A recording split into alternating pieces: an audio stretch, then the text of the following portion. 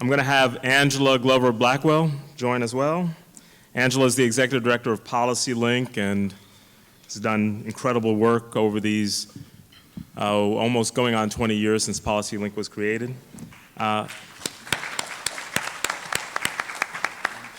And Bithiah, am I pronounced? There you go. Bithiah Carter is the president of New England Blacks in Philanthropy. Pleasure to have her. We have Professor Justin Hansford from St. Louis University School of Law. And we have DeRay Mckesson, activist and organizer from Ferguson, joining us.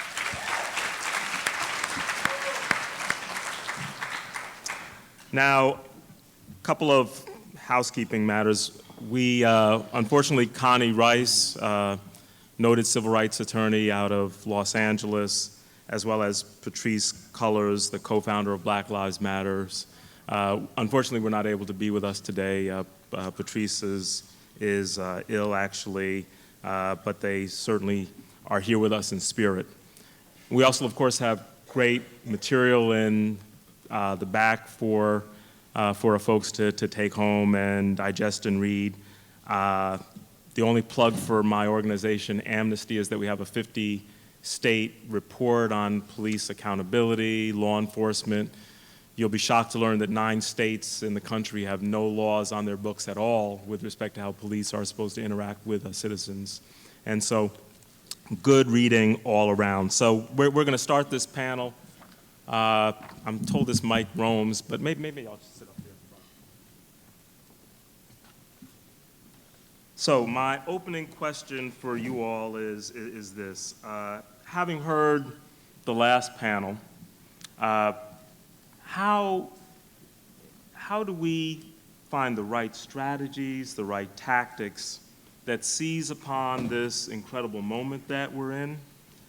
And what is missing from those strategies and tactics now? Or to put it another way, how would you take it forward? DeRay. So my name is DeRay. I'm a protester. I'm a Ferguson protester, and I've been to about 15 other cities in protest.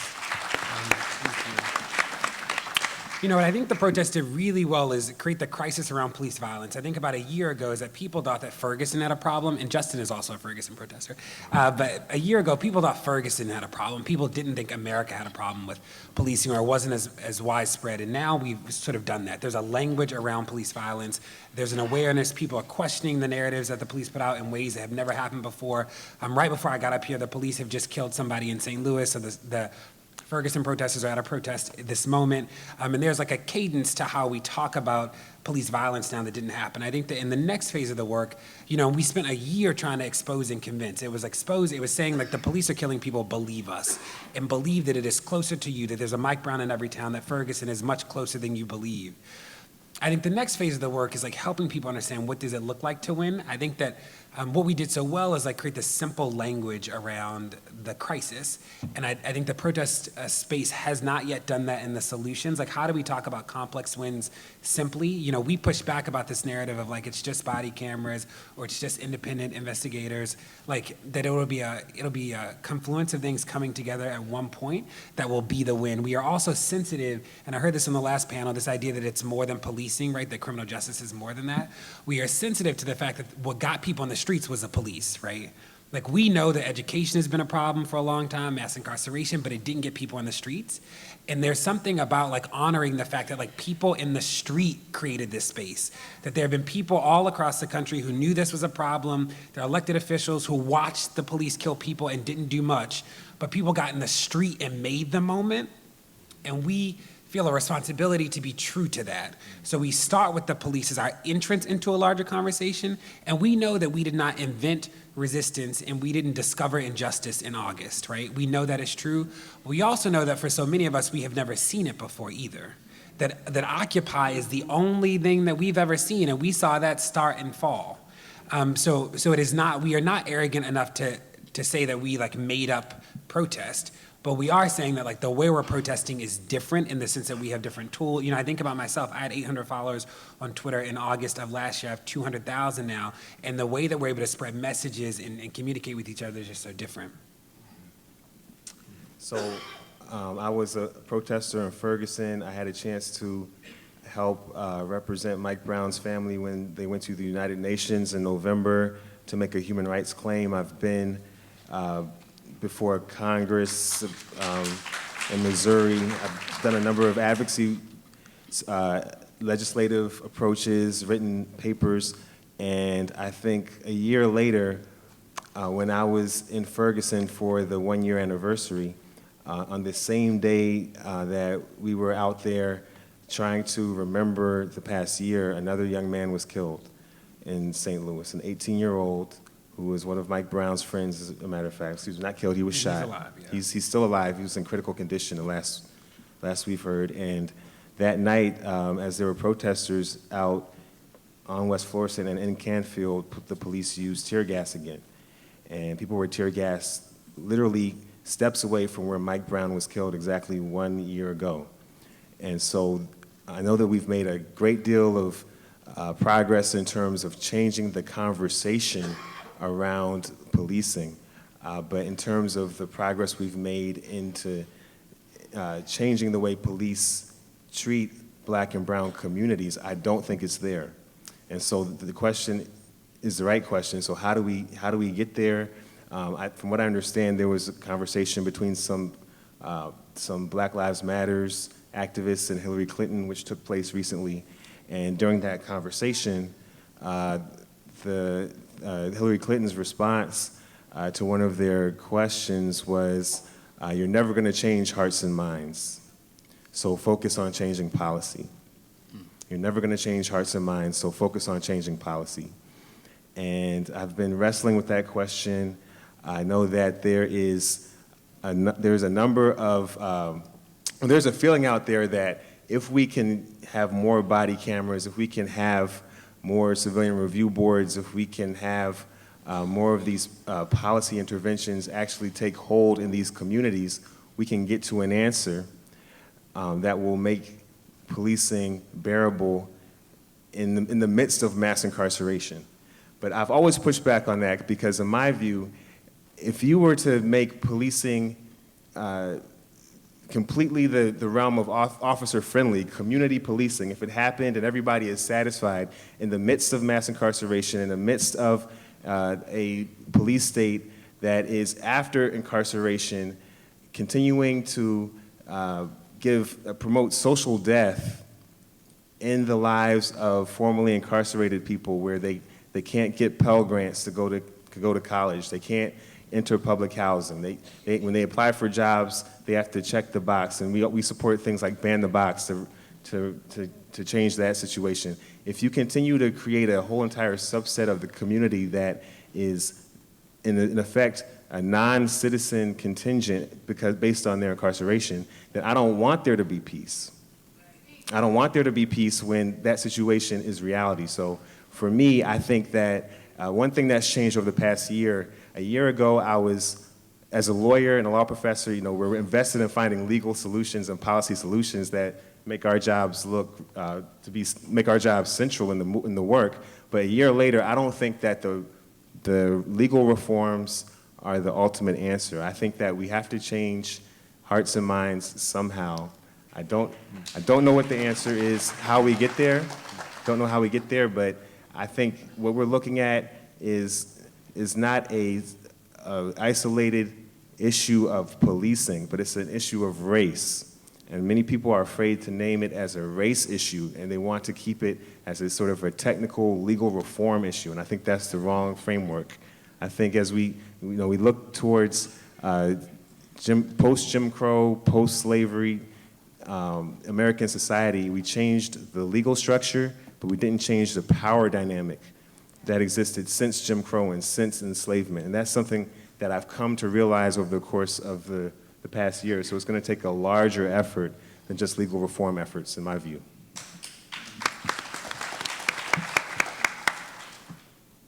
Those are very hard comments to follow. Hi, I'm Bithiah Carter from New England Blacks in Philanthropy, and you may wonder, why is philanthropy up here?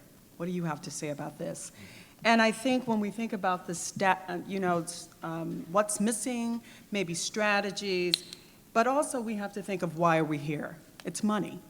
And money and race have been going together since slavery. I mean, you heard a lot about that from the earliest panel of how we've been property of others. And even from, one of the things that even struck me with Black Lives Matter, so many of my people are going to jail, so many of my friends, colleagues are going to jail, and we're paying to the system to get them back out. The system that's oppressing us, we're paying our jailers to let us go. So I think about this strategy and I think about what's missing. There is that explicit conversation of race.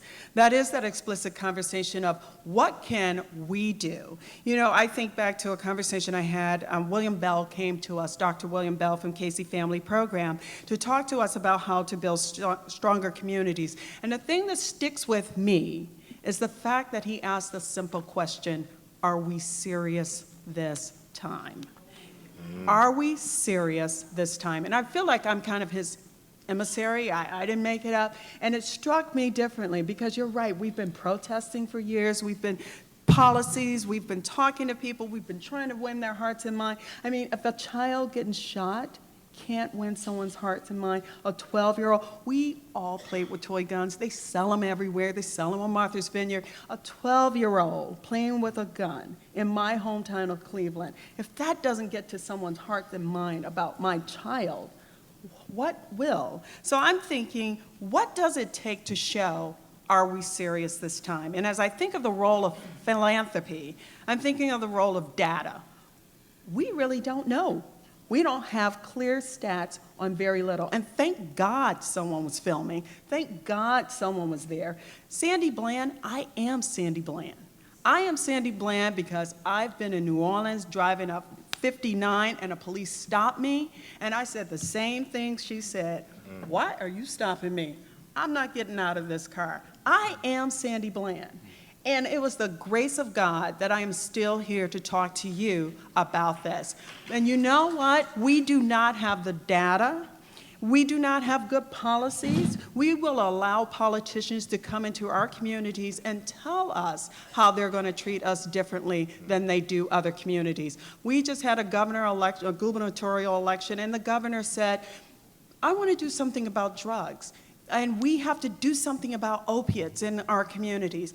And he said, you know, we're going to increase the funding we give to drug court. And we're going to help through the judicial system. And I said, great. What are you going to do in Wellesley?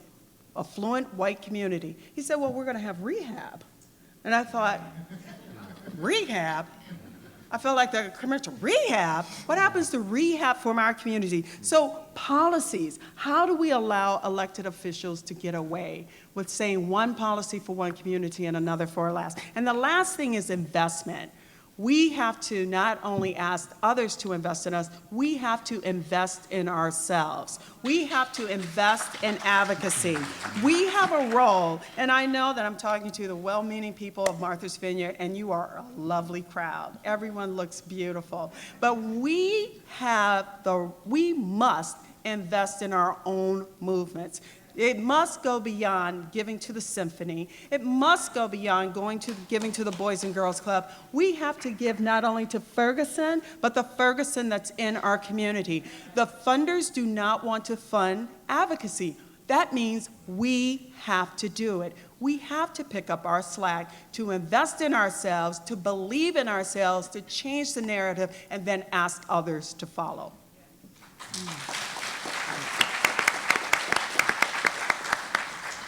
The first panel was magnificent. Thank you. Absolutely. Right strategy, right tactics, what's missing? One of the things that I think we have to do, and it is a strategy, is that we have to understand what time it is and what we have at this moment. Because we're at an amazing moment in time. It's being created by the people who are protesters, but it's being created by a number of factors. I'm going to come back to the moment and talk about what we're bringing to it first. When I look at the protesters, when I look at we the protesters, Black Lives Matter, and see the courage that people have to get out on the streets, to call it like it is, to make a demand, and to be there with the uncertainty that is always there when you are on the street, particularly when you're on the street as a protester. That is amazing, and it stands on the shoulders of people who have done it before. You know what's happening, you know what apparatus you need to be able to deal with it, and the knowledge that people bring to those protests is absolutely extraordinary, but there's more. Back when Dr. King and his colleagues were protesting and doing what they were doing, you had the NAACP, you had the Urban League, you had the Southern Christian Leadership Conference, and you had some faith institutions across the country that were bringing forward what they had. We now have that, plus a number of organizations that have resources and influence and information and capacity to have intricate knowledge about how the change process happens, and those organizations are often led by Black people. You have Heather McGee at Demos. You have John Pyle at the Haas Center for a Fair and Inclusive Society. You have PolicyLink, which is the organization that I lead, but there are dozens of organizations like that, headed by Black people who got there from protests and moved along. That's an extraordinary infrastructure of support. It did not exist then. Back in that time, you had the Ford Foundation, which was extremely helpful to the civil rights movement. The Ford Foundation is now led by a Black man. The Robert Wood Johnson Foundation, that is probably the largest foundation in the country devoted to health and well-being, led by a Black woman. The Kellogg Foundation, yes, that is the Kellogg Foundation from the Kellogg cornflakes that you eat. They have a foundation. It is headed by a Black woman, an extraordinary Black woman. In the California, the two largest foundations in California are headed by Black people, one by a Black man, the California Endowment, the other by a Black woman, the California Wellness Foundation. I'm going to stop now because you get the point, but I haven't finished. That list could go on. That did not exist, not to mention some of the elected officials that we now have. We need to understand what we bring to this, and getting back to strategy, we need to use every bit of it, because we need every bit of it, and every bit of it can give to this moment. And let me talk about this moment. Not only is this a moment in which the police issue is squarely on the table, and I absolutely agree with DeRay when he says that's what brought people to the streets. You gotta know what's bringing people to the streets, and that's the horse you need to ride. And if you ride it right, it can take you any number of places. So yes, that's happening. But race is on the table. When does that happen? When the New York Times has become the race rag, as far as I'm concerned, every morning when I open it up, the whole opinion page is devoted to race, and half of what's on the front page has to do with race, and it's not the only paper like that. Race is front and center, and the longer it stays front and center, the more honest that conversation gets, the more that onion gets peeled away. And we're at a moment in which the nation is in trouble. We went into a scary thing in 2008, and I don't care what the Wall Street Journal tells you, we are not out of it. This country is still struggling about how to save its economy, and saving its economy depends on what the people who are going to be the future are able to bring to it. And the future is of color. The future is of color. When we get to 2044, the majority of people in this country will be of color. And of those groups that are going to be driving it, disproportionate numbers of them are poor, in failing schools, being left behind, incarcerated.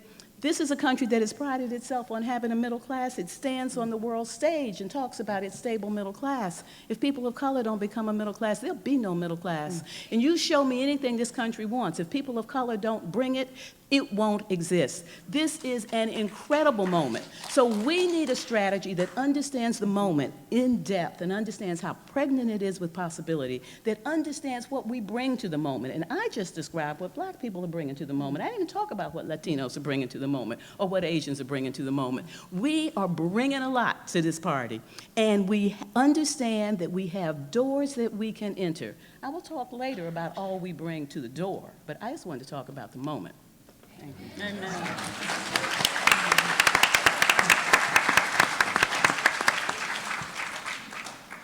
Amen. I could the last panels had so many comments that I just wanted to stand up and say amen, because I thought it was so profoundly expressed. But one of the comments that stood up so much for me is the idea that we're going to have to approach this issue and the issues at the root from a myriad of angles. And one strategy that I think is too often left out of the conversation is this idea of story, and the idea that story narrative is at the root of everything. If you want to oppress a people, you tell a story, you craft a narrative that justifies the systems of oppression, so much so that the people themselves believe they're powerless to those systems and even become participants in those systems of oppression. And I speak about that because I've been trained as a writer and performer in the narrative arts. And one of the things that I believe must be a core strategy is that our celebrities, our entertainers, those who make millions of dollars off of our support have to take their rightful place in these conversations and must use their platforms to become advocates for the change that we need. Not only because they have the celebrity and they have the platform, but they have the capacity to change hearts and minds. And it's shocking to me that Hillary Clinton would say that, but I saw that clip myself. I think that what is core to this is the changing of hearts and minds. And what story does, true stories, we say the way to the universal is through the intimately personal. It takes the cardboard images that allow for the destruction of the black body. Black men are angry, that black child is dangerous, that black woman is a hoe. You know, all of these cardboard images that support systems of destruction. What real narrative does is it puts flesh and thoughts and hearts. Mayor Baraka said it was a battle of ideas. Raj talked about if the family members come, the prisoner is no longer just this offender. This is a person that has a mother or a spouse or children. You know, so I just would say that the role of artists, the role of entertainers, the role of narrative, how do we obliterate the stories that allow the destruction of the black body is a core strategy. So I'm struck by what Angela mentioned about how this country's going through this radical demographic change. You know, as some of you all, I'm sure, read about a month and a half ago, the demographers pointed out that right now the number of 5-year-olds in the country who are of color outnumber the number of 5-year-olds who are of white Caucasian background. I call it Donald Trump's nightmare, but. But what does that mean for the future, right? What does that mean for notions of white supremacy? How do, you know, how does, when we get to that point in 2040, 24, 44, as these demographics shift to a majority minority, you know, does it change the nature of how we participate in our own oppression? Or will we see some shifts, and how do we prepare for that moment, as Angela, I think, said? DeRay, I'd love your thoughts on that. Good question. You know, I'm sensitive to the fact that, like, even though minorities will be the majority, it won't be black people, right? That the composition of minority will be many things. I worry about some of the things I heard because I worry about the origin story of the protest, right? Like, what was real about this moment is that, like, everyday people came out of their homes and sort of said enough is enough, right? And there's something about that that is really powerful that is not what happened before. There was no SNCC, there was no SCLC, there was no Martin, no Malcolm, no Ella that got people in the streets. And there's something about, like, how we respond to that moment that matters. And there's something about, when I think about the 5 years old, I have this question of, like, will we have built the capacity of those people to lead?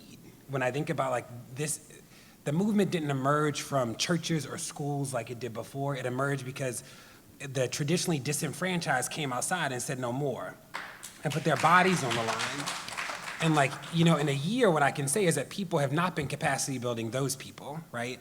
That, like, the convenings and the all the stuff where people are coming together is not, you know, I don't find myself in a lot of spaces with the people who were out there night after night, like when we were, you know, hiding under our steering wheels or, learning from people from Palestine on Twitter how to deal with tear gas. Like, I'm not with those people. And those are the people who, like, fought enough to make this space work. And I worry so much that the movement space, like, we actually might lose the moment if we don't actually capacity build those people, right? That, like, there is something about the people who are willing to fight, because what is not new is middle class and upper middle class spaces in the academy talking about race. That's not new.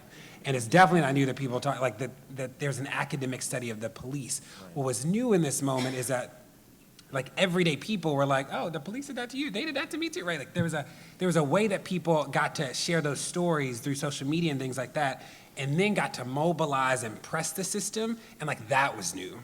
And I worry that like, the places with resources and power aren't responding to that in a way that actually will allow us to get to winning.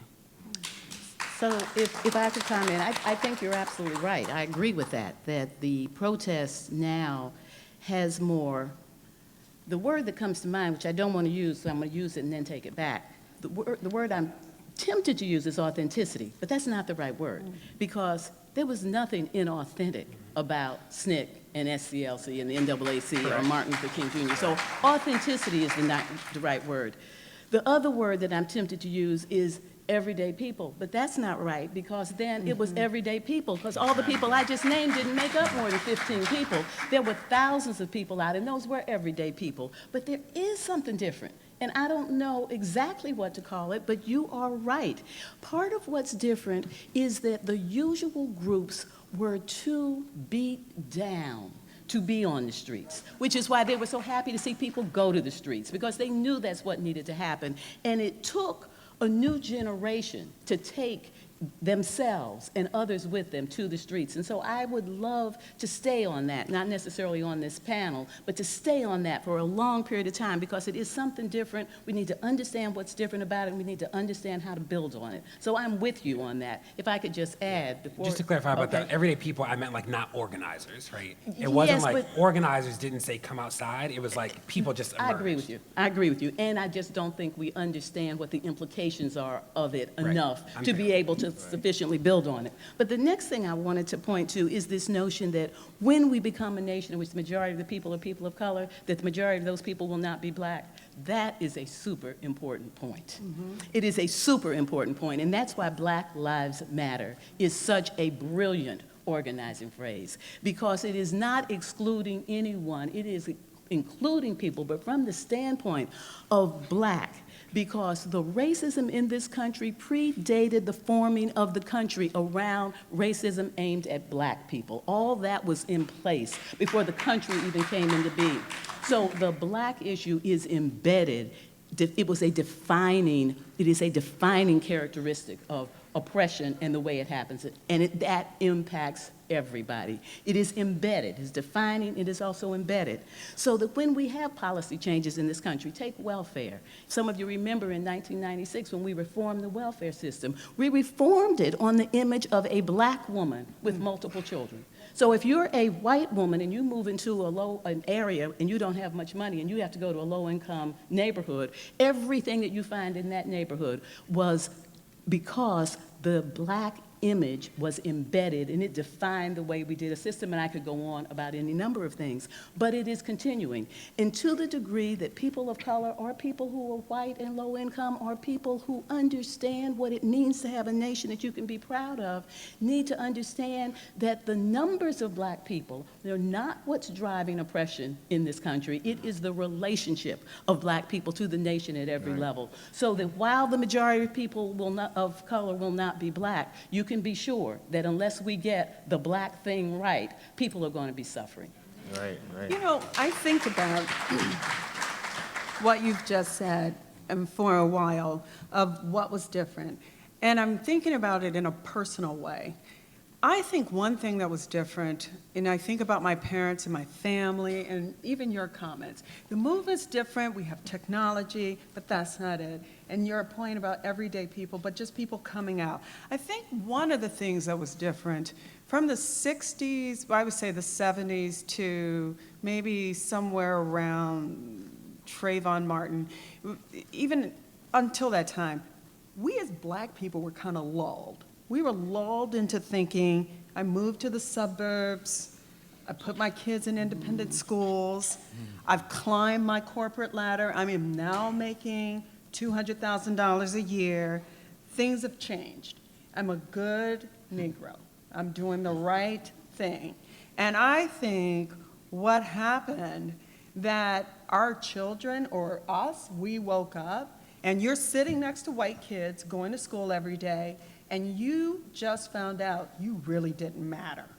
And that's what changed. And I think that is a point of anger, of I've been duped to some degree. I don't understand this to some degree. And I think even our conversations around race and racism has changed in the 80s and 90s of what we talk to kids about. Everybody was listening to hip hop.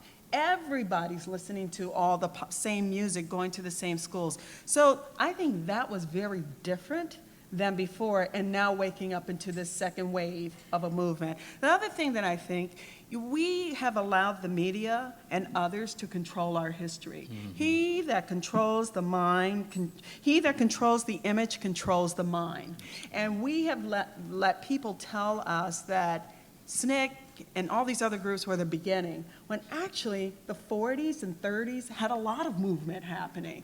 And they were everyday people too, but they weren't in the news, they were invisible. And so it goes to the point that Daniel makes as well of using arts and media. How do we tell our stories? How do we take control of our stories? How do we fund our stories? How do we build our own libraries so that our children won't have to keep doing this over and over again? And then the last thing that I thought was very interesting was watching that clip. And what is the role of media in perpetuating these lies and stereotypes about Black people and racism? And what do we want to do about that? Thanks. I wanted to also jump in on the question of what is different about this movement. I think both Ferguson and Baltimore were different in that, again, it wasn't something that emerged from organizers, but that poses a particular challenge when we try to leverage the movement for policy change. So to be honest, I believe that the candidates that are coming to the table now, the press that has given this issue coverage, they're doing it not because of the skills of the organizers, not because they told a great story, not because the advocacy was better than the advocacy 2 years ago. They're doing it because the people came out in Ferguson and Baltimore and started burning things. And that's what they raised the stakes to a level that we hadn't seen before. And it's true, and the danger is when we come to the table, are we going to be able to stay in relationship with those people so that when we proclaim that we're speaking on behalf of the group that is our constituency, we're truly, authentically speaking on their behalf and speaking to their issues? I think that's the importance of keeping the integrity of coming out and speaking on the issues that the people were concerned about and what brought people to the streets, which was police brutality and racism and policing and the criminal justice system 2 or 3 steps down the line. And I think it's an interesting question as we talk about the changing demographic. I'm going to be in South Africa for the next 5 months doing a Fulbright scholarship. And the system in South Africa was a system where for many years you had an overwhelmingly Black country, and guess what? You had apartheid in that overwhelmingly Black country. So the demographics don't make as much of an impact, I think, as some people might hope. It's all about the power dynamics. And you can have an apartheid power dynamic in an overwhelmingly Black country, and that's the experience of colonialism. So if we get too complacent on the hope that as demographics change automatically because of the change in atmosphere, people's attitudes towards racial oppression will change, I think we're really taking a huge risk there. And so if you look at South Africa today, even post-apartheid, in a democratic South Africa, you still have issues of police brutality. You had a huge controversy around the killing of over 30 minors by police recently. So not only do the systems themselves continue to be perpetuated in the space where the demographics have changed, but also often the legacies of apartheid, the legacies of Jim Crow, continue to work even when people who want to eliminate that legacy are in power. So even with a black government in South Africa, you can still have an apartheid mentality implemented by black South African police officers.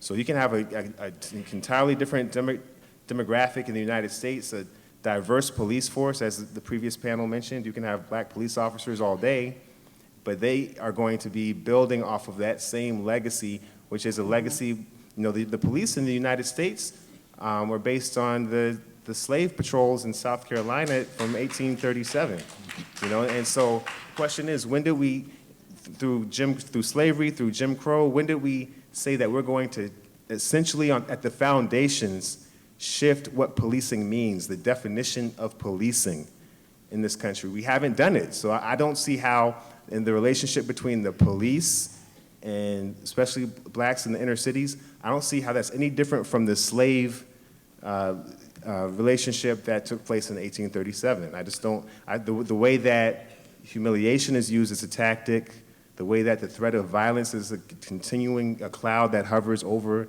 the community, the amount of young black men in particular that have been put into the criminal justice system and afterwards have a social death, which is very similar to the social death that slaves had. When you talk about what it means to be an incarcerated person in 2015, your rights as an incarcerated person in 2015, if you compare those to the rights of a slave outside of, it's not the same, of course, but it's very, very close in terms of complete, total social death. Actually, in voting, in economic life, and education. So the issues, to me, are going to be based on shifting the power dynamics around race.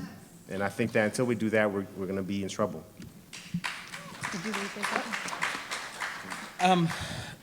Yeah, I think all of this is, very complicated, and history teaches us many things. There are, in my perception, things that are very distinct about what happened in Ferguson, but there are things that are similar, right? Many of us are familiar with the Dr. King quote, riots are the language of the unheard.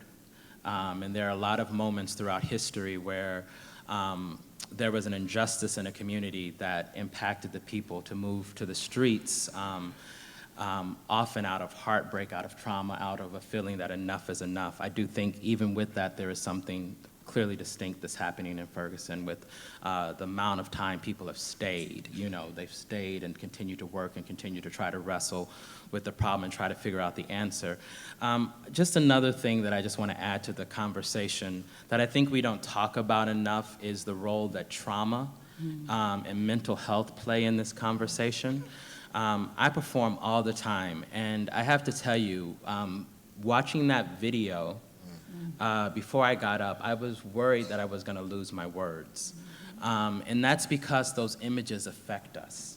They literally affect our health, not just our mental health, but then our mental health affect our physical health. And what I think one of these systems of oppression that I think it's got to be core to a new movement is addressing the trauma of black people and the legacy of slavery in this country that there's never been a healing around, and the post-traumatic stress that our young people and adults are dealing with in our poorest, most disenfranchised community. We see it in its extreme, when we see videos like that, but I know from being an educator in the Bronx and Harlem, working with our young people who are living in some of our poorest communities like Watts, hearing gunshots fly over your head, is a type of stress that has real impact on outcomes.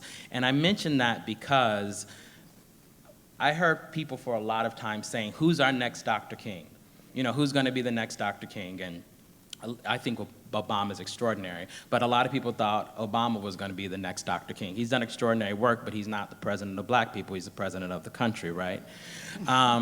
And I've gotten to the point of saying we don't need another Dr. King. We need for each individual to know the Dr. King inside of them, right? And not the watered down version of Dr. King, but the Dr. King that was truly a revolutionary, the Dr. King that in his last year was trying to do a people's campaign where poor people of different races were going to camp out in front of the White House, and who understood that there was going to be a festival of arts and ideas that was going to be right there that was going to put this message that poor people matter. And I just think really getting to that place that we can look at our own trauma, realize the role that each of us plays, not just waiting for somebody else to be the change, but understand that we have a responsibility to be the change as a core part of it. Did you have a question? So, I was going to say something, but I didn't want to get in front of your question. no, go right ahead. Oh, okay. I didn't answer the part of the question about what's missing, and that relates to a lot of what we were saying. And I think what's missing is trust and respect among the people who could make the change that we need. And what that translates into is that we're not using all that we have. Again, I want to go back and just totally embrace the notion that something's different about the protest, and it's powerfully different, and we all need to figure out how to support it. We all need to be given an agenda and assign ourselves. My friend Marian Wright Edelman, it's one of my favorite things that she says, assign yourself. You do not need to wait to get an assignment. We need to assign ourselves to help it, and we need to be given an agenda as to how to help it, because the most developed part of what we need is policy, sadly. The most developed part of what we need is policy, because we've been developing policy for 50 years. And we've been developing a policy that there was no place to put it. There was nobody demanding it. There was no elected official carrying it forward. So we need to be able to grab on to all that policy and attach it to the demand and the protest, because we don't need to reinvent that wheel. And then we need to figure out how to be able to grab all the other assets I talked about. But being able to do that requires respect for what the people are doing who are not doing what you're doing. And it requires trust that we can be a single unit. Well, just to, with moving policy, and we heard on the last panel that, and we've heard here, as Justin was saying, that we have deeply entrenched institution that's built on white supremacy. We know that post-slavery, with the beginning of the pig laws and the beginning of what became incarceration, we've seen from the Reagan era, when Reagan gets elected, there are 800,000 people in prison. Today, there's 2.3 going on 2.4. So in some ways, it's a system built on the oppression of blacks. So how do we dismantle it? Is it part of building a counter-narrative? Does it start there? The policy prescriptions have to be then embedded in a sea of change. How do we get there? I think we all have something to say about it. Why don't we start with I'm going to start. You want to jump in? Because I am so lucky to be sitting next to Angela. I don't know what to do. And and one of the things that I was thinking about and challenged by Dr. Bell to think about, and Angela, you can help me out with this. So he mentioned that in 1967, the Kerner Commission comes out and it gives us the famous phrase that we're heading to two Americas, one black, one white, separate and unequal.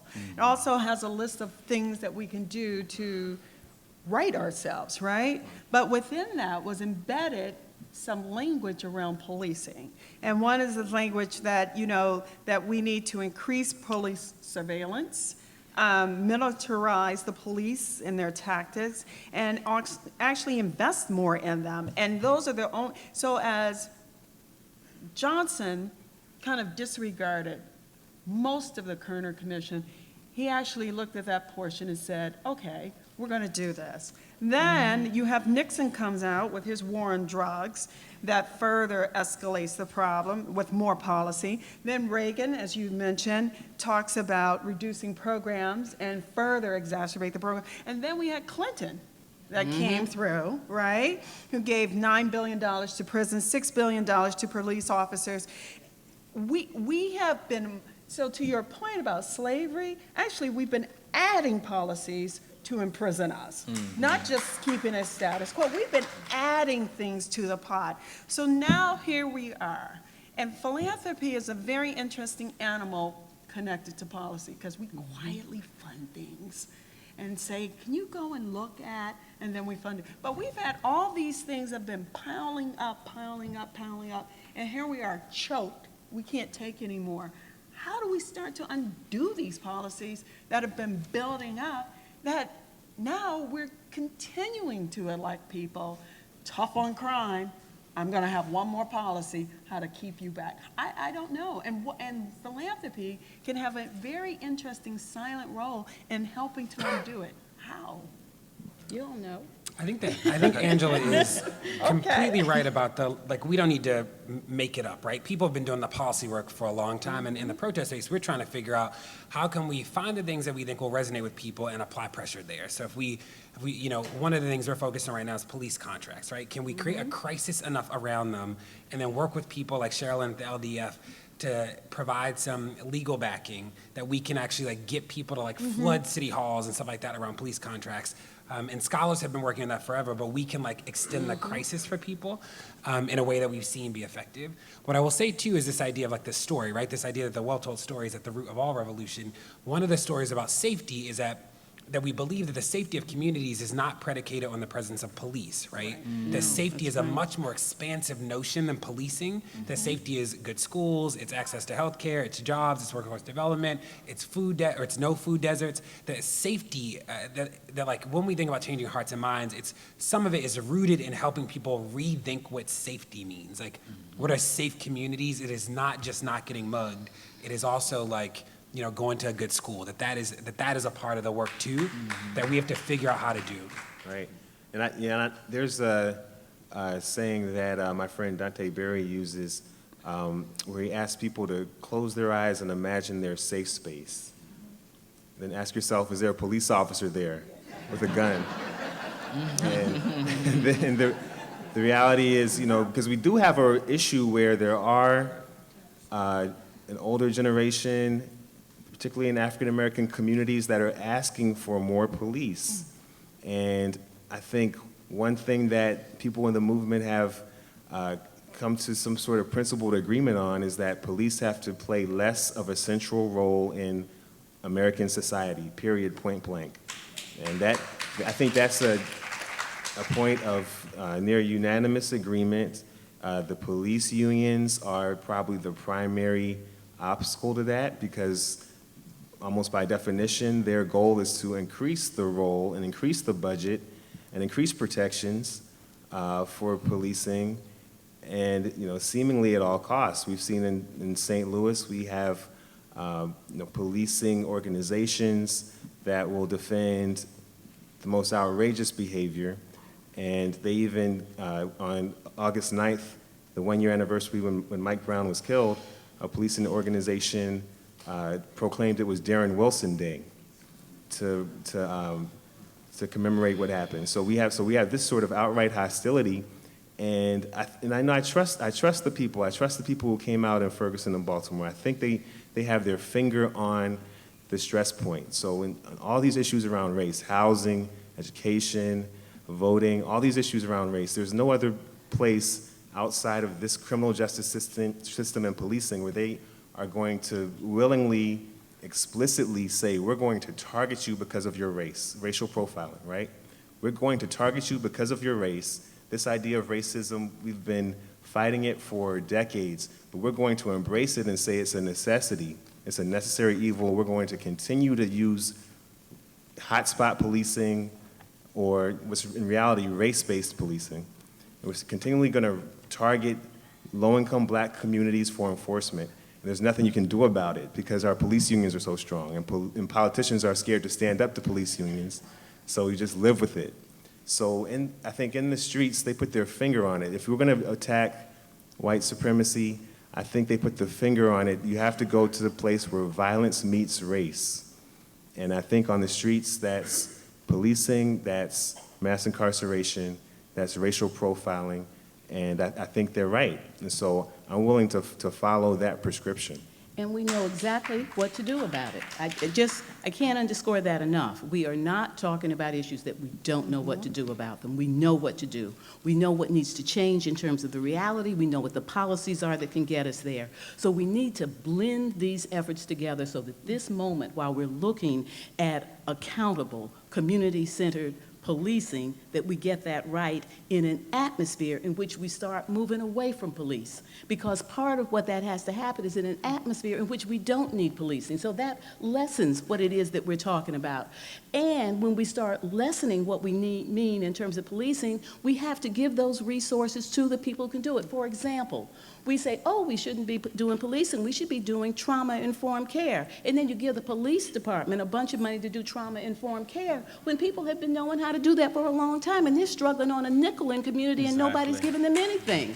We say, oh, we need to stop policing. We need to have more real community organizing. And so you give the police money to start organizing the community, where you have organizers who on a penny have been trying to do the same thing. So we need to be clear about what we need police to do, what we don't need police to do. We need to make sure that we're moving forward the agenda that we already have. And in terms of all the policy expertise that exists, the policy expertise exists over here. The protesters exist over there. The protesters, if they don't talk to the people doing the policy, somebody in the police department, somebody in City Hall, somebody in foundations will. And so all the best policy advocates come in at the invitation of foundations, police, City Hall, as opposed to the invitation of we the protesters. They say we the protesters are bringing forward this policy agenda, and you are accountable to us as you go in and do that work. So we need to just do what it needs to happen on the police side. But Justin, when you talked about all those things that haven't changed and won't change, they will change if we make them change. That nothing will happen just because it's just there. We talk about we're becoming a nation in which the majority of people of color, and that demographic shift won't change anything. No, but people will.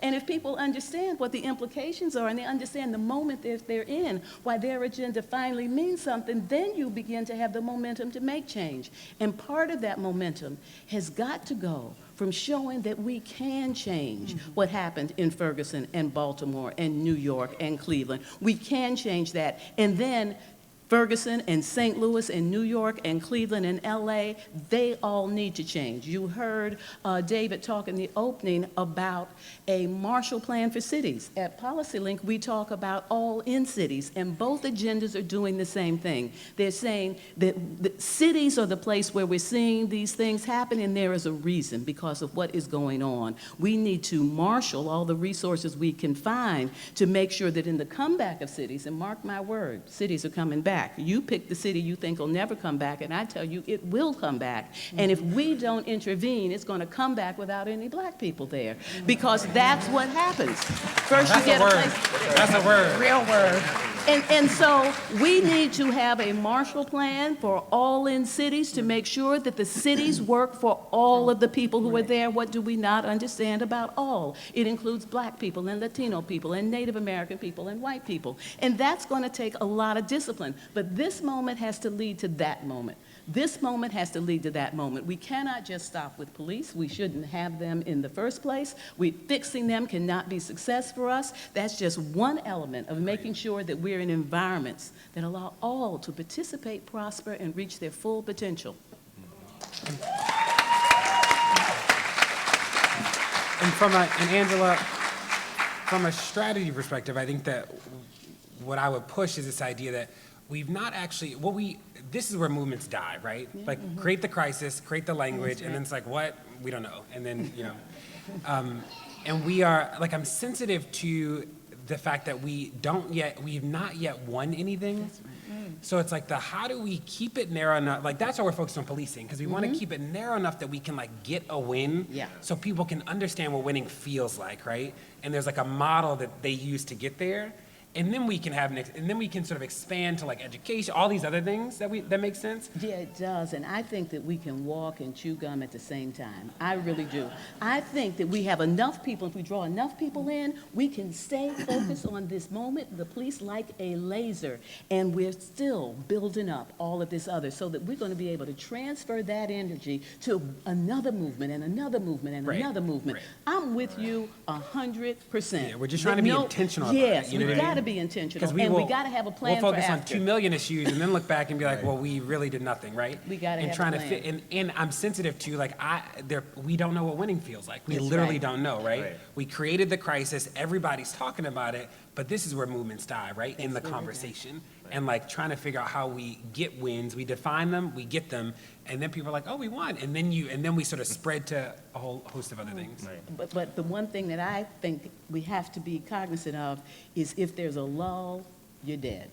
We can't win Agreed. and then spread. Agreed. People, it's got to be seamless. People Agreed. have got to see it just keeps going, right? But people have to feel what it means to win so they can, Right. continue. And I think there's some hope in the uncertainty, right? So there's no way on August 8th, 2014, I could have predicted that a year later we'd have the discussions around race that we're having now. The presidential candidates are having to answer to Black Lives Matter's protesters.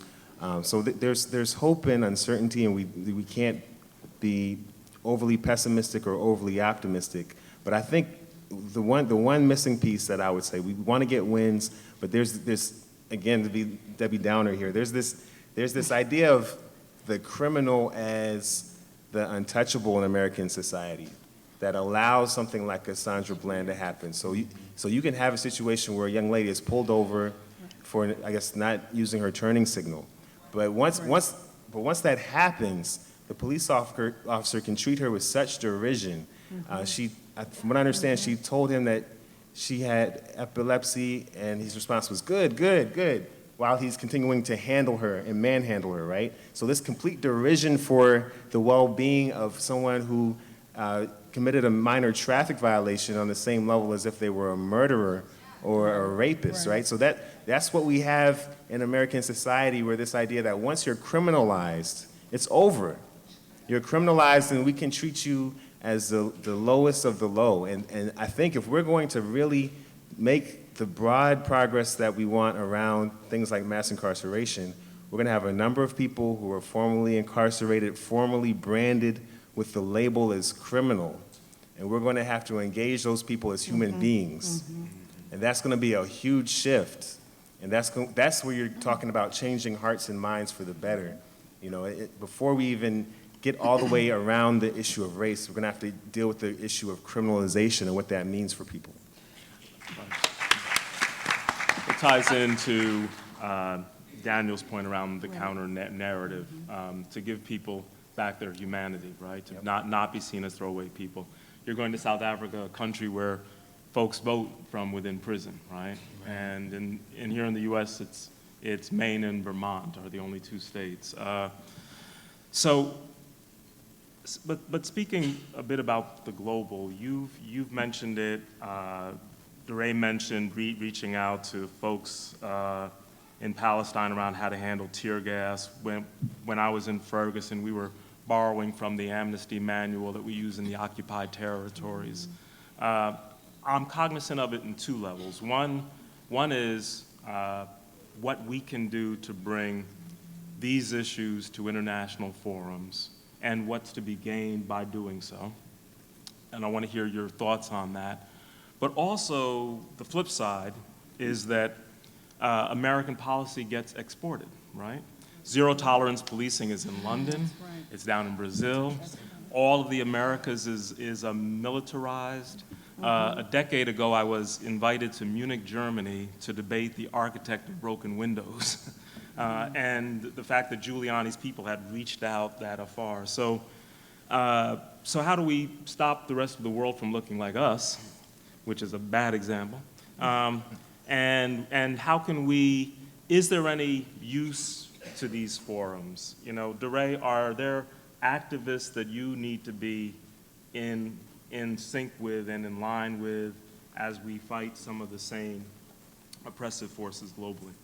Yeah, people have reached out to put us in touch with some people from the Arab Spring and so many other things. I do think that one of the things that we're in is this period of transition where the strategies that we use to expose and convince will not be the ones we use to solve, right?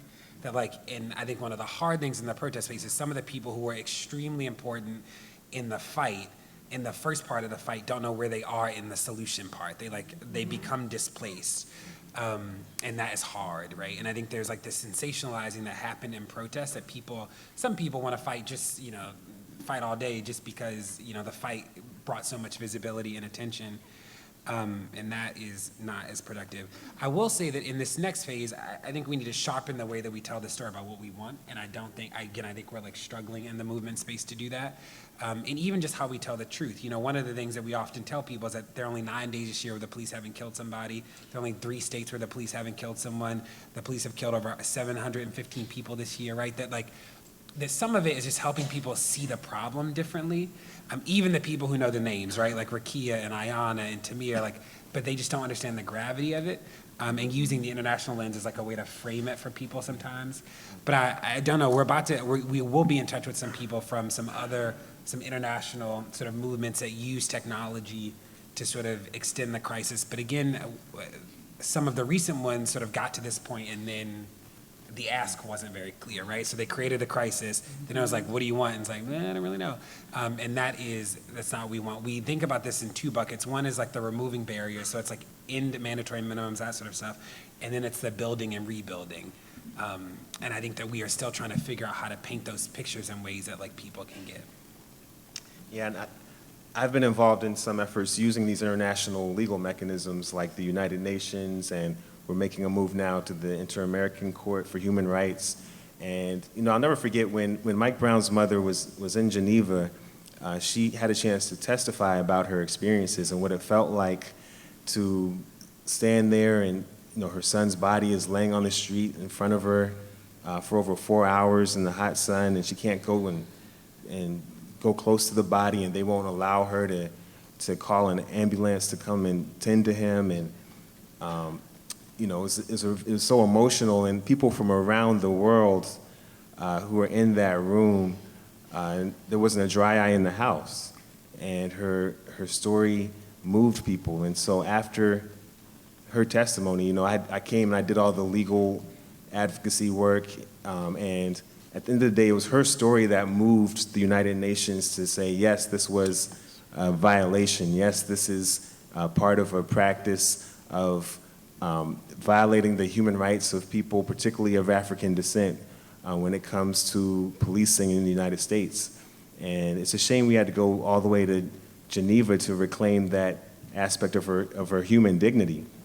But that's what we had to do. And for her, I think that was a special experience, and I think it did a lot for her, and I think for other families of victims, having that affirmation is important. And I think that also, as we begin to do the legislative work, to have the global community come out and say, yes, these are human rights issues, I think that makes a difference. I think that in Chicago, there was a group called We Charge Genocide, and there's been work around the John Burge cases for many years in Chicago, and they recently won a reparations case, and in large part, Rahm Emanuel had to deal with all of the international human rights bodies which had spoken out and pushed the United States on the need to address the police abuses of people in Chicago. Even in Ferguson, so after we came back from the United Nations, you know, we had the non-indictment, and documents were later revealed which showed that the governor had discussed the United Nations and the global perspective on whether or not the use of tanks was declaring war on your own citizens, which was the words that were used in the United Nations. And they were told, some of the police were told to stand down and to for the first time, promote people over property. So defend people first and don't kill people simply to protect property. And so nobody was killed after that non-indictment. And perhaps, you know, one of our goals was to save lives. Perhaps the United Nations Human Rights body helped to save a life during that period after the non-indictment. So there are a lot of possibilities. Again, it's experimental. So if you look around the world, a lot of people are using these mechanisms. A lot of people are trying different ways to interrupt the system of mass incarceration, which, as you mentioned, is being globalized. What can we learn from people in the UK? What can we learn from people in Brazil? What can we learn from people in South Africa who are fighting these very similar systems, if not the exact same system?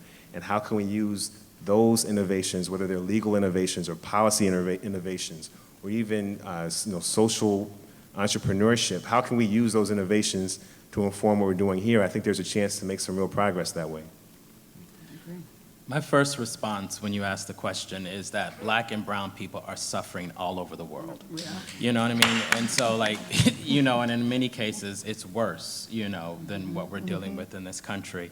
But still, I think the point remains, whether it's the mom and pop shop in Chicago that's been making the real difference in the lives of children, or, you know, someone who's doing it, you know, in a community in Brazil or a community in Africa.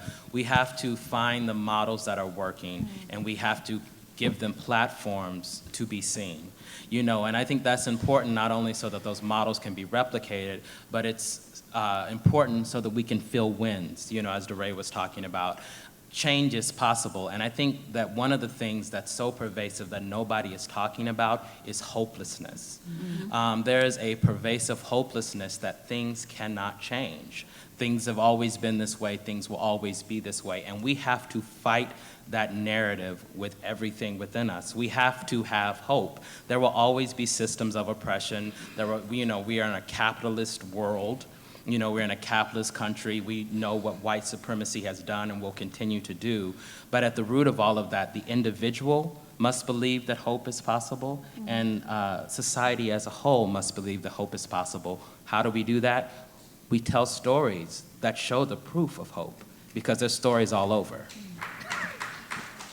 You know, I a bit like Daniel, heard a comment about the global piece, and it struck me kind of odd for a few reasons. I feel like American Blacks, African Americans, we've always kind of been in this global spotlight of civil rights.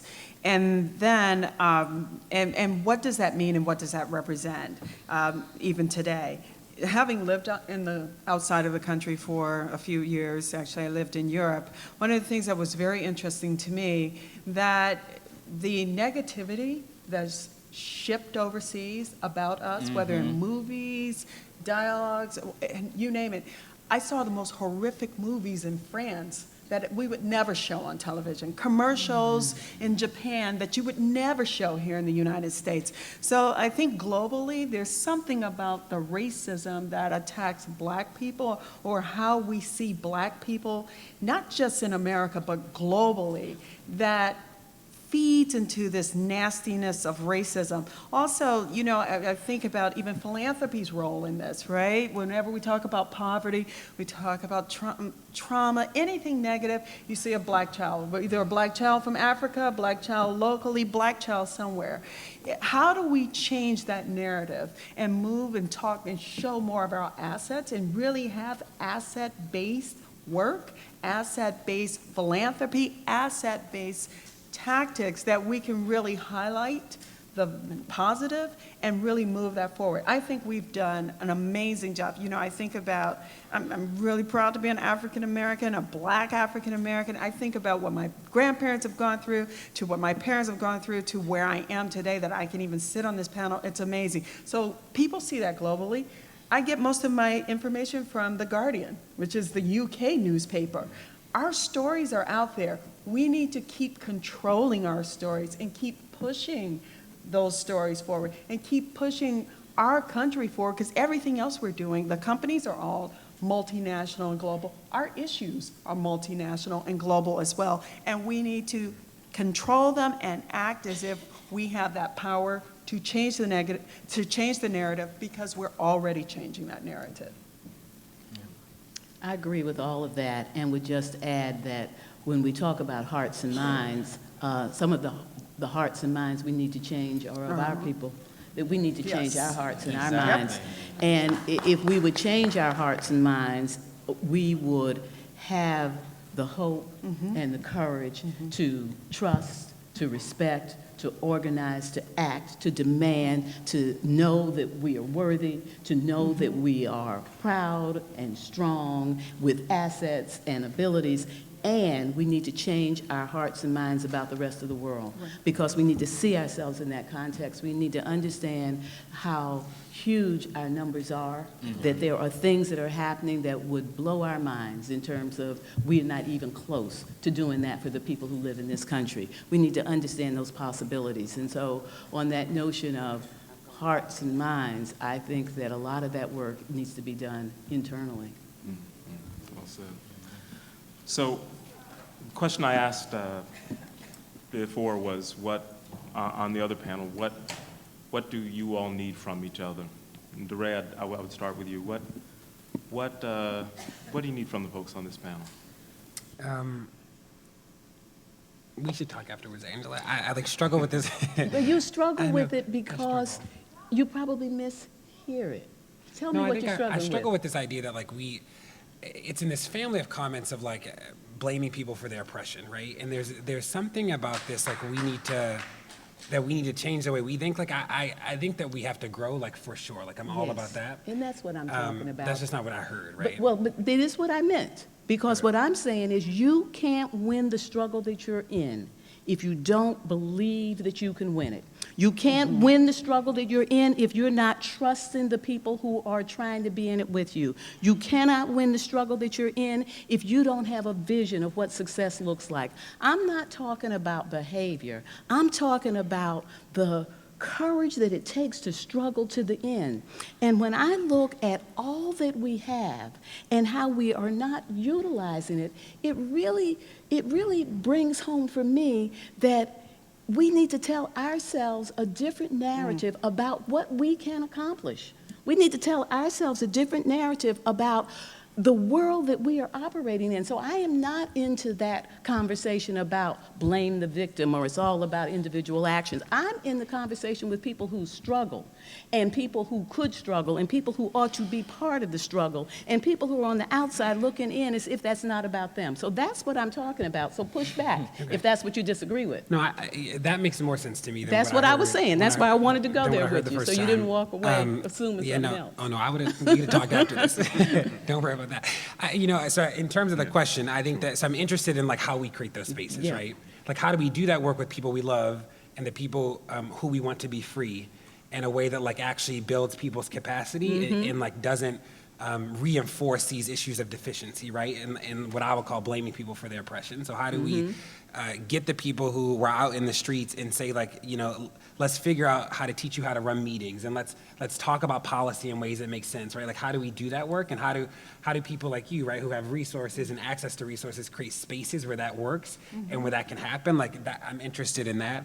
And then with David, I'm interested in I'm interested in like how artists come together to not only tell stories, but help people tell stories, right? Like how do we create space for people and validate the many ways that the oral tradition has always functioned in Blackness, right? In the tradition of storytelling. And how do we, especially with our young, I used to teach 6th grade math and I think about the many ways that classrooms don't actually like empower people to tell their stories. And like how do we do that work in ways that like are really liberatory? And then with the legal side, I do think there are ways that we can create models for how we disrupt, like Michelle Alexander's thing about like don't take plea. Like how do we actually like can we create an example where we cripple systems in ways that make sense? I think about when I was arrested and we asked the officers their names. We were in the custody of the U.S. Marshals and they wouldn't give it to us. And it was like, that's okay. And we just sat down in the hallway, like I'm not going anywhere. And we're in custody, and they just didn't know what to do. Like, the whole jail thing just totally fell apart. Like, the marshals coming out of every door, the man's pleading with me to get up, and I'm like, we can do this all day, right? I'm already arrested, so, we can sit here. And there was this thing about, like, you actually don't get to treat people like this, right? Like, you don't get to not tell people your name. Yeah. And I'm already arrested, so we can, like, they had to drag me in the cell, but there was this thing about, like, how do we do that to systems, right? Like force systems to treat people in ways that make sense and do it. And me and Netta did it because we were like, you just won't do this to us. But how do we do this in ways that actually like force systems to change? Like I'm interested in how we do that in the legal space. Right, great. And I'll just support that idea of, I guess in the academic world, we call it being interdisciplinary, but I had a conversation with a young lady during the break who is working on transforming the way that the Black body is viewed in public space through art. And how does that interface with someone like me who is a legal person and, to a hammer, everything looks like a nail. And I'm just thinking about, legal interventions and grand juries and what happens in step 2, 3, and 4 in that process when you interact with the state through the mechanism of the police. but how do we start to reimagine things? And that's, art does that, right? Law doesn't do that unless it's somewhere else down the line when that law becomes codified. But policy, how do you, as an attorney, you get to see how the policies play out in tangible ways through a litigation, for example. But there are policy experts who are separate from the attorneys, and so how do we look at high-level policy? How do we see the sausage get made in the way that works for us? How does that work behind the scenes? What is step 2, 3, and 4 after the protest, after you get them to the table? Now what? So we've got people coming to the table for young protesters who are not policy experts. We're not policy wonks. We've been protesters, or we've been people who are new to this, right? So how do we get in touch with folks who have been doing it for 20, 25 years and make those things work behind the scenes, And so, those ideas, philanthropy has a huge role to play in making this work sustainable in the short term. I'm more supportive of things like social entrepreneurship, which are self-sustaining, and we want to get there. But I think that you can't deny that provides capacity on a level that we haven't seen. Philanthropy wasn't behind what happened in Ferguson or Baltimore. It wouldn't have been, right? But in the step 2 and 3 and 4, like DeRay was saying, where there's going to be a different set of people at the table, people who have to learn how to work on these issues full time. Maybe before the protests on August 8th, you were working at CVS, or some protester who was a natural born leader. Now they're being called to meetings, and they need to be able to focus on this work full time, and they need to be supported for that. So there are a lot of ways for us to work together and try to be interdisciplinary so that we're able to. So I think the way that this is functioning, and this is the last thing I'm going to say, I think the way that this is functioning is there are going to be some people whose voices are going to be amplified. And I think that's the way the power structure works. They select some people, or some people get selected, and those people are going to have a seat at the table. And I think as a collective, it's our job to bring all the tools to these people. It would be great if we could reject that process and have collective interfaces with power.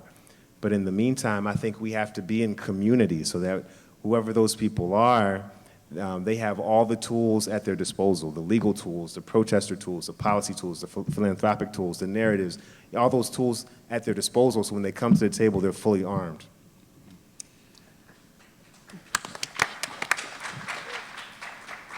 I think what I'm most interested in is how do we create a Black public square?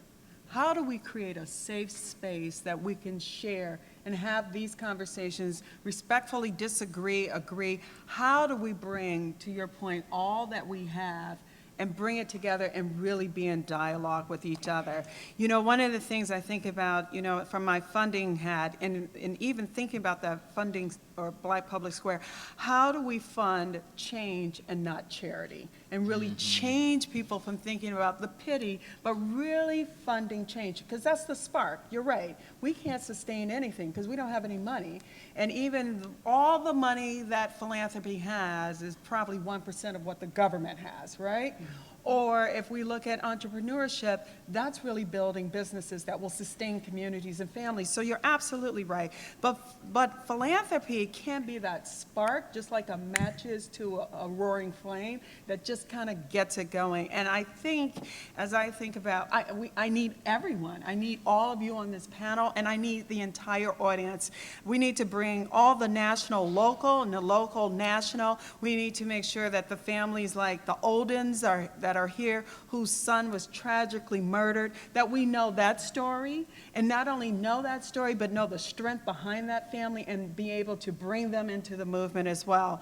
I'm very thankful that Kellogg Foundation has helped us through their support really think about how can we move this dialogue differently? Because you're right, philanthropy is off to its own. You only do things that are safe. And Kellogg said, how do we bust this open and really think about the power of Black philanthropy and Black philanthropy supporting Black movement? And I think, and so as we think this through, and you can go to our website at nebip.org, we have tried to collect research, we have tried to give narrative, we've tried to challenge people through Black Lives Matter, we've tried to challenge even the police foundations, but how can we collectively build this Black public square so that we can talk about intersectionality and policy of race, gender, economics, GLBTQ, all of the things that are in our communities, have good dialogue and learn new tactics and strategies to sustain us going forward. Did you, well, I was going to wait for Daniel, but I really am hoping that we will, next year this time, have a different story to tell about policing in America. It would be a shame if we let this conversation, this activity pass without making that change in ways that are measurable.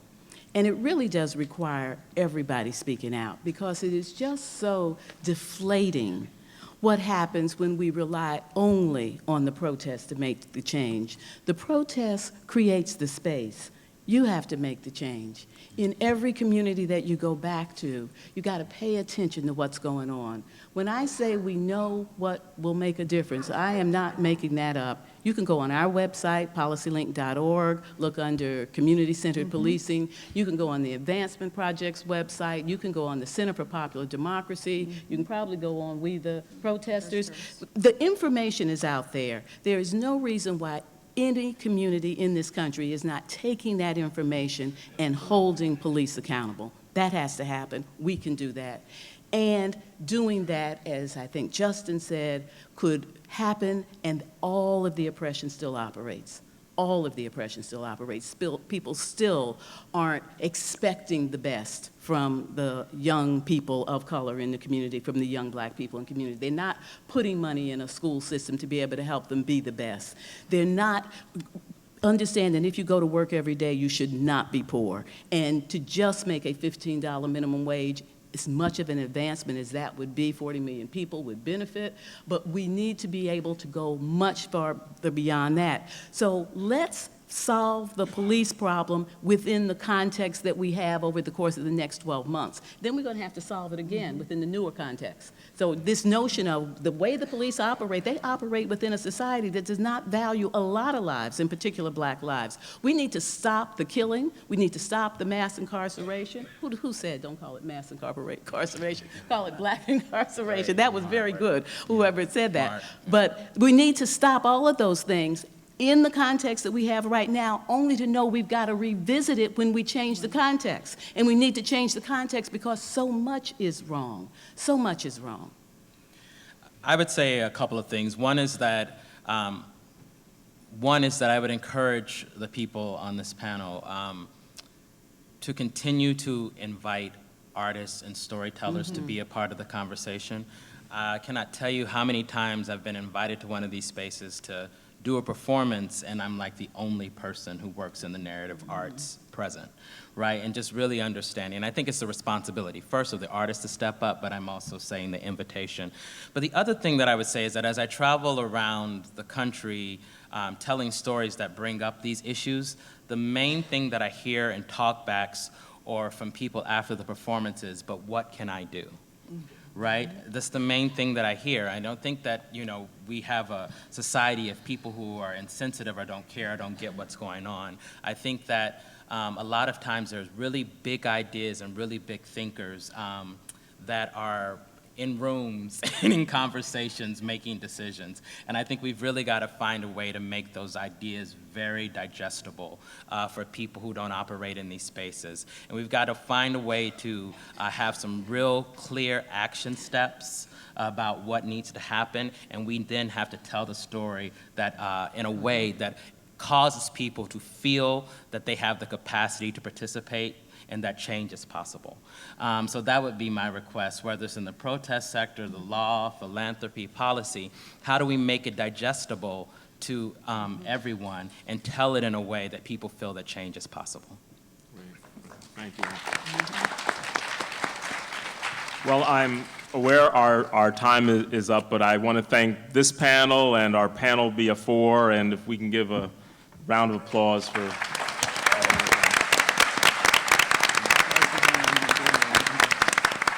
And thank you. You all have been a great audience to be with us for 4 hours. So enjoy the rest of the day, and I'm sure folks will be sticking around for a while for questions. Thank you all. I really wanted to I'll never forget you negotiating.